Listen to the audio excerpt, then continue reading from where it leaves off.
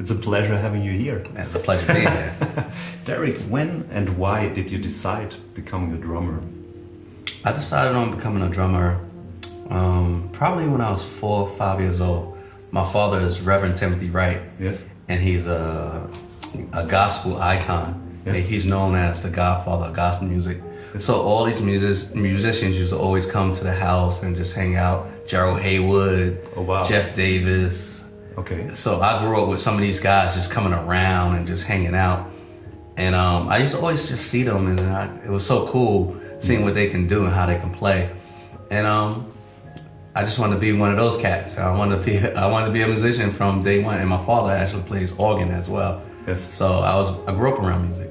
So you totally had your path, so to say.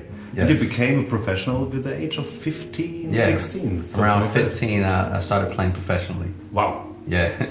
And most of the time you're playing with pop acts, but also in the gospel scene. Yeah, I play with Toni Braxton. Yes. Well, my goal is to play everything. You know, I just don't want to be a pop drummer. I don't want to just be a R&B drummer. I want to be a rock drummer. I want to do everything. So I play with rap, play with Fabulous. I play with Toni Braxton. As everybody knows, I play with Adele. I play with even a Latin artist, Thalia. Oh yeah. Which she's married to Tommy Mottola, and that's just so different, you know, just going from genre to genre, which makes me a better musician. Are you also involved when it comes to recording songs, or more or less live? More live, but I've been doing a lot of recording within the last 2 years. Since I've been off, Yes. I've been doing a lot of recording at my house. Got a nice setup, and people just send me music, and I record at the house. And how would you describe like finding the right? I mean, playing in a pop context, so to say, is really different than playing in a jazz context. In jazz, it's more about improvisation. In pop, it's more about sound. The sound is really, really important for that. How long does it take to find the right snare sound, for example, for a song? Are you involved? In something? Yeah, I'm involved with it.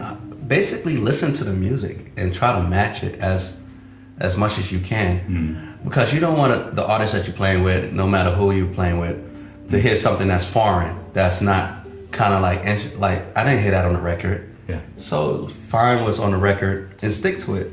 And like, if it's tuned deep or it's tuned high, Yes. tune it just like the record. Oh, okay. And are you also involved getting the right grooves for certain recordings, or is it more or less that the producer says like, I want to have exactly this one or that one? In a live setting is just play what's on the record, and then if somebody wants it, you know, a little bit of something on it, you know, the artist usually looks, they're like, all right, cool, give me a little bit more, but always kind of like stay within your lane. Yeah. And how does that process look like when you're preparing a live show? Because I mean, having the recordings, for example, there are so many layers sometimes on there. Right. So how does the process look like when you want to get that live? At Adele, you're also playing with a percussion player, right? Right. Or at least with hybrid setups. So let's take for instance Toni Braxton. Yes.